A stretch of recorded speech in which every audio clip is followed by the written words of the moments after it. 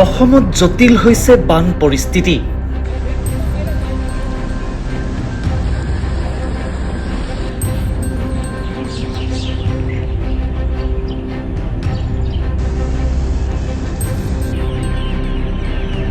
ৰাজ্যৰ ৭ জিলা বানৰ কবলত।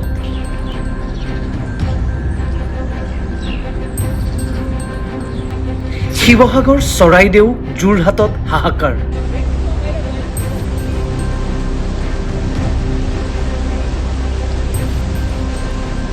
সম্পূৰ্ণৰূপে ব্যাহত সাধাৰণ জনজীৱন।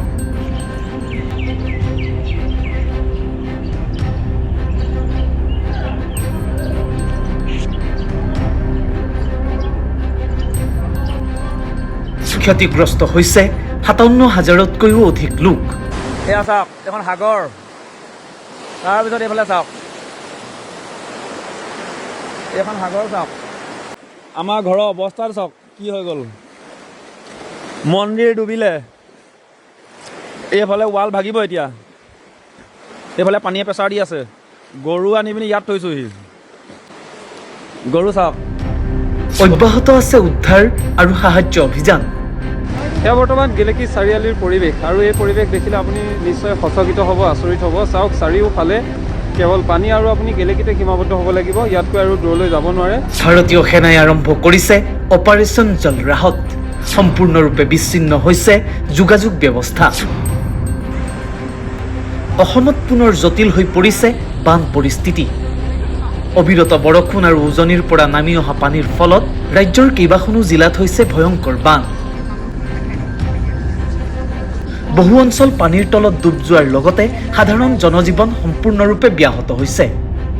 শেহতীয়া তথ্য অনুসৰি ৰাজ্যৰ ৭খন জিলা পৰিছে বানৰ কবলত। বানত ৫৭,০০০তকৈও অধিক লোক হৈছে ক্ষতিগ্ৰস্ত। কি গতি হৈ গ'ল, গাঁওফালেতো অৱস্থাই নাই, চব মানুহৰ ঘৰতে পানী সোমাইছে। আমাৰ ঘৰডোখৰ এইডোখৰে চবতছে বেছি ওখ আছিলে, কিন্তু এইডোখৰতে ইমান হ'ল যেতিয়া বাকীবোৰ ঘৰৰ ডুবিছে আৰু ভালকৈ। বৰষুণ অব্যাহত থকাৰ পূৰ্বাভাস থকাৰ বাবে অহা কেইদিনমান বান পৰিস্থিতি আৰু সলনি হোৱাৰ সম্ভাৱনা আছে।